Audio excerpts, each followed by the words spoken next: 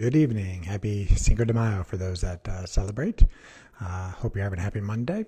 So I had a full day of telemedicine with patients all over the country, helping people not have heart attacks and strokes, which is a specialty I've focused on for the past 5 years here at Apollo Cardiology, and been doing these Instagram lives on Monday night for since about mid-2020 or so. So going on year 5 or so. You guys usually ask some really good questions. There's a lot of questions about my recent trip to Japan. Japan was awesome. I posted a couple of posts today about it. Beautiful nature, beautiful hiking. The Denara deer are pretty funny. There's more deer in that city than people, it seems. Semi-tame deer, they usually come up to you. They're seeking food, and there's some locals that sell these particular deer crackers. And if you hold out a cracker, the deer bows to you in respect for getting a snack, and then you can give them the cracker. So fun times. And I know there's a couple questions about some of my experiences on why I think some of the people have longevity in Japan. So we'll jump on in there in just a second. But it did take me about 3 days, according to my UR data, to be able to get my circadian rhythm synced back up to St. Louis. I did not follow the Timeshifter app to the T on the way home. I did on the way out. I literally had zero jet lag when I got to Japan. But on the way home, I did not really do the going to bed earlier, waking up earlier, because it would have interfered with the last couple of days of the touring I was doing in Tokyo. So just made it up on the back end, but was very keen to make sure that when the workday was done, start really mitigating the light at home. Switch up to my red lenses, which I rarely need, but was using them last week just to make sure my body would get tired enough to go to bed at the time I need to go to bed. And then every night my sleep scores continued to improve, and now I'm back up to my baseline, which is usually mid 80s to the 90s on the sleep scores. So if you follow your light environments, you usually get your skin rhythms back in check. So first up tonight, there was a question: did I notice or experience any earthquakes or tremors while I was in Japan? I did not. I suspect there's probably some low level ones while I was there. I have been in some minor earthquakes in my life in the past, but not while I was in Japan.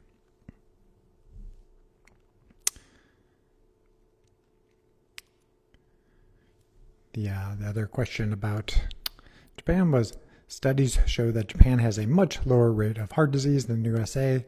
Thoughts as to why? It's not that it's so much lower. It's still the number one killer of men and women in Japan, but they have a different environment. The environment dictates what diseases you get. They have different access to seafood. I can't remember a meal that seafood wasn't at least offered, and I'm a big seafood proponent, but even by 7 days in, I couldn't look at any more seafood for breakfast, and so tried to stick to more Western breakfasts by that point. But seafood is one of a big thing that is a staple of their diet. Community is extremely important there. Activity, while they may not go to the gym and exercise much, which I honestly don't know if that's true or not, I definitely saw people in their 70s, 80s just walking around the subways, walking around the city, and I saw very few people with canes. They had some canes, but I didn't see people in walkers or a lot of wheelchairs. They are very active. I think I posted a picture earlier today about the some of the inns where you have the tatami floor mats, you have a futon that's on the ground. So, in some places people still sleep that way. And so they're able to still pop up off the ground early in the morning. So I think they're just more physically active at low levels than a lot of Americans tend to be. And they have a different EMF platform. So, your EMFs determine a lot of the oxidative stress and inflammation you get.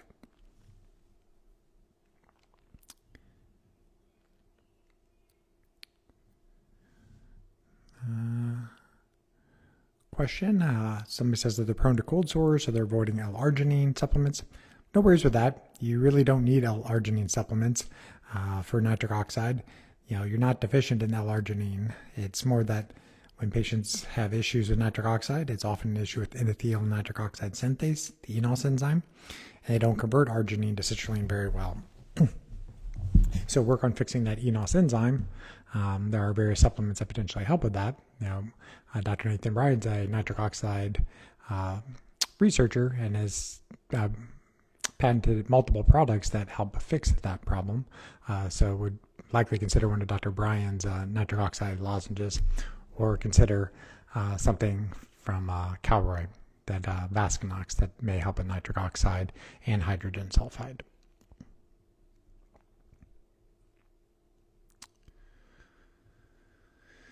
Question about any advice or recommendations for someone with the TT genotype of SOD2RS48880. So I know it's superoxide dismutase is, but had to look up what the allele was. So superoxide dismutase helps with reducing oxidative stress. Think of oxidation as rusting. If you have a lot of oxidative stress, it can lead to more inflammation. If you have defects in this gene, potentially more increased risk of atherosclerosis. You also potentially be more at risk for certain cancers. So want to do the lifestyle things that can reduce oxidative stress, exercise, seafood, managing stress, sleeping well, limiting non-native EMF. But at times, if you have low oxidative defenses on blood work, so you have high GGT, high F2 prostate and creatinine, there are various supplements that potentially can help with it, but would probably start first with optimizing nitric oxide, potentially doing things that would support the glycocalyx as well, because that's where superoxide dismutase is also housed. If you fix the glycocalyx, you may have more superoxide dismutase. And then the last pre-submitted question, can methylene blue help treat cardiovascular disease? The short answer is yes, but it depends on what cardiovascular disease the person is commenting on. And this is a thing that has to be addressed with your treating doctors. This is not something anybody should routinely take.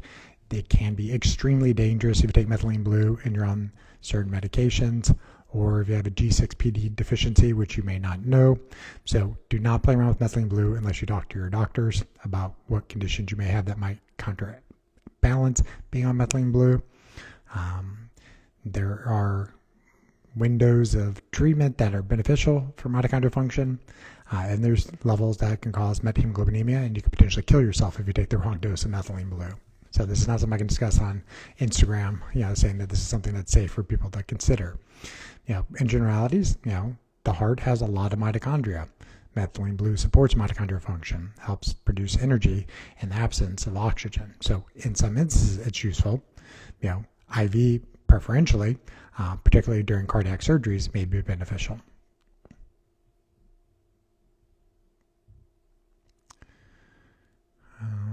Can statins affect your urine test results? I don't know which urine test you'd be speaking of. At least from a cardiovascular standpoint, mostly check urine microalbumin and creatinine ratios.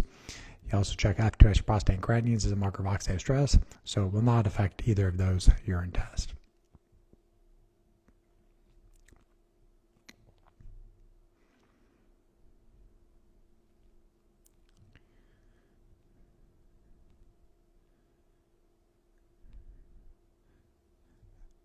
Seeing a few familiar faces, seeing a couple new ones. I did see the Get Chroma people joined. I enjoy their full spectrum,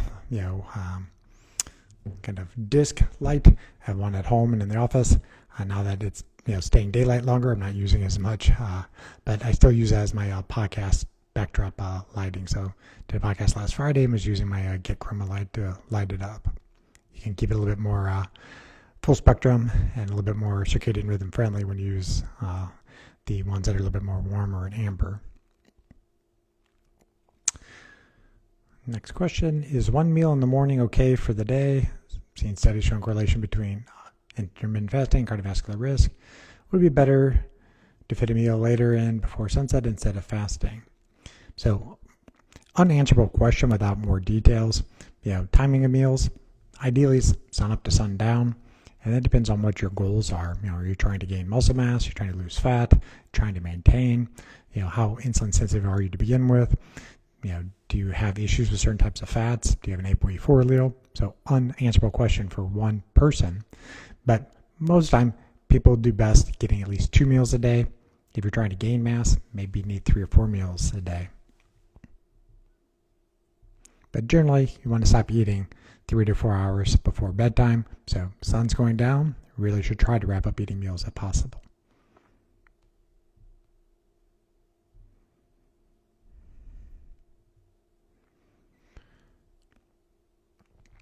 So, question about the blue blocking glasses. So, welcome. So, this is something I've been discussing since 2017 when I first discovered them. They were very helpful in mitigating jet lag, flying over to Thailand. So, to make it easy, if they're this dark, they're good for daytime use. If they're red, they're good anytime the sun sets. Think of them as indoor sunglasses. From sun up to sundown, unless you control your light environment completely, then you want to be protecting your eyes from any artificial light sources, including iPhones, tablets, TV, computer screens. So for myself, my office is circadian friendly. For the patients that have seen me, that's about the only time you might ever see me without the glasses on is because I'm sitting at a glass table right in front of them talking to them, and I don't have any artificial lights on, and there's no computers in front of me. But when I'm sitting in front of the computer, I put these ones back on, and I have various different pairs based off of different styles that I like to wear, or just what ones are more comfortable that day that I want to do. But post sunset, if I was trying to get to sleep at a certain time, I would upgrade to the lenses that block up to 550 nanometers. So those are going to be the darker red tinted lenses. They'll block all spectrums of blue and also green, which can be stimulating to some people. And so I am very sensitive. If I put the red lenses on, I'll be asleep within 30 to 60 minutes. So I don't routinely need them because my circadian rhythms are really dialed in. But when I travel, I will often wear them, particularly on the plane, because if it's nighttime in Japan, for example, and I'm not ready to fall asleep on the plane, I just put those lenses on so I tell my brain it's midnight in Japan and get my body ready for that when the plane lands. I can get in sync with their time zones. It was pretty wacky to be 14 hours into the future, but if you control the light environments, you can generally get back into your normal time zones within 3 days, at least according to my experience. All right, so 2 separate questions. I don't think they're necessarily linked. Somebody says that their myeloperoxidase is still in the 500s. Myeloperoxidase is a marker that comes from white blood cells. It can be elevated in autoimmune conditions, but can also be elevated in the presence of vascular inflammation. With high myeloperoxidase, often the HDL becomes dysfunctional. No such thing as good cholesterol with HDL, but if you have high myeloperoxidase, the HDL doesn't actually work for most people. GLP-1s for heart health, for patients who have congestive heart failure, have known coronary disease, definitely some data that it's beneficial. Right now, really, the trials only show about Ozempic. It's very much expected that tirzepatide would also be beneficial. But pros and cons of anything that you put into the system. What is your goals with the GLP-1? Is it to calm down brain inflammation and food noise? Do you have to actually reverse diabetes? Are you trying to lose a significant amount of weight? Do you have the basics dialed in? Do you sleep well? Do you have your stress managed? Are you eating your protein to maintain your lean muscle mass? Are you strength training 3 times a week? If you're doing the basics, then might be reasonable for some individuals, but not all. Is it something that is going to be an annuity? You're starting it and you're never going to stop it? Or is it something you want to be on for 6 months, a year? So you have to work with somebody who's really used to using these type of medications and dosing them appropriately.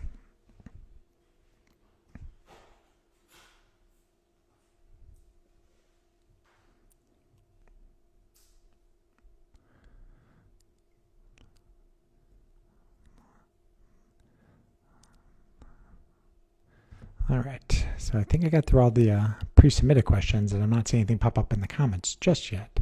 So I'll just see if there's anybody else popping in the group, or if there's anybody that I haven't yet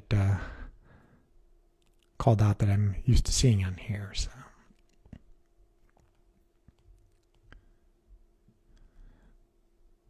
See a lot of familiar faces now that I'm getting to the bottom here.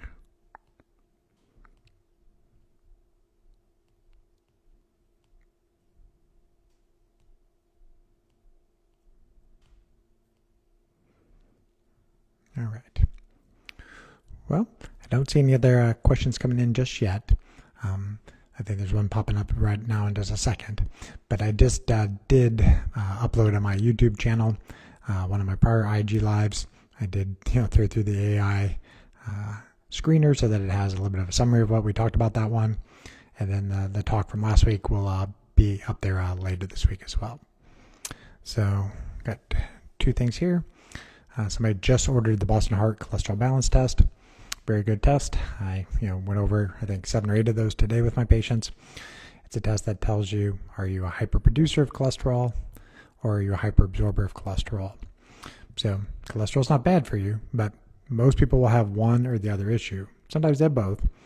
But if you tend to be a hyperproducer of cholesterol, statins and Nexletol tend to work better for you.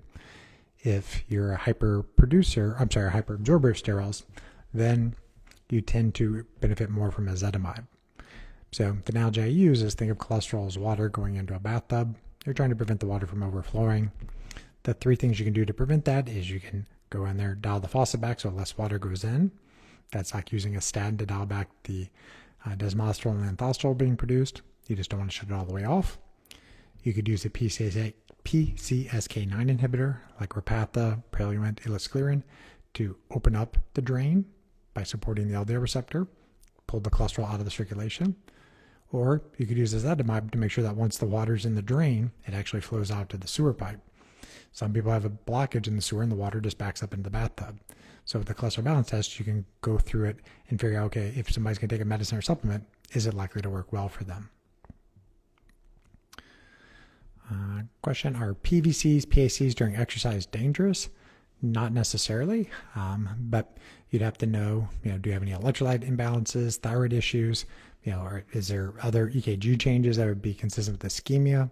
So they're not necessarily dangerous, particularly if you didn't have symptoms leading up to getting the stress test to begin with, or just exercise to begin with. So most people would not know that they had PACs or PVCs unless they're wearing a continuous heart rate monitor or they're having a treadmill stress test.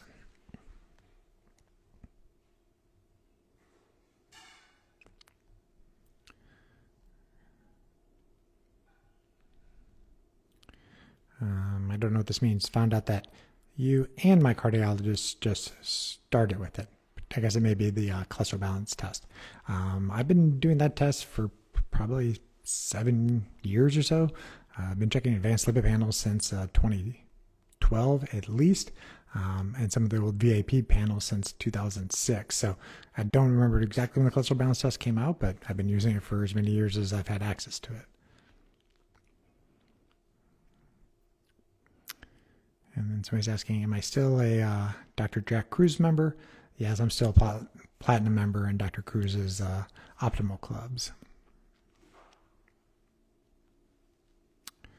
Next question, what's the best arm to measure blood pressure? The short answer is you want to check it on the arm that has the highest blood pressure. If you have different numbers in each arm, it does depend a little bit on how significant the difference is, but if you have a 20-point delta, so example, if you have a blood pressure of 140 millimeters systolically in your left arm, but only 120 millimeters systolic in your right arm, then it may be that you have subclavian stenosis in your right arm. You have a blockage in the artery that feeds the blood flow to the arm, and that's why you have a falsely low blood pressure on that side. Most of the time, people are asymptomatic, but some people have arm pain or tingling, particularly with activity. Sometimes their hand tingles or goes numb when they put their hand up over their head. Sometimes people have issues with headaches. So if you have a blood pressure differential, start with a physical exam with your doctor, feeling your pulses, see are they weak on one side. There's other times where it can be a central nervous system issue where one of the peripheral nerves is impacted. You have a pinched nerve, or the sympathetic nervous system drive is high on one side and it constricts the arteries. So usually a physical exam can discover the cause. At times a upper extremity Doppler ultrasound will confirm or disavow that you have a subclavian stenosis. But if you have a higher blood pressure on one side, that's the side you want to check because that's the pressure that your central organs are actually sensing.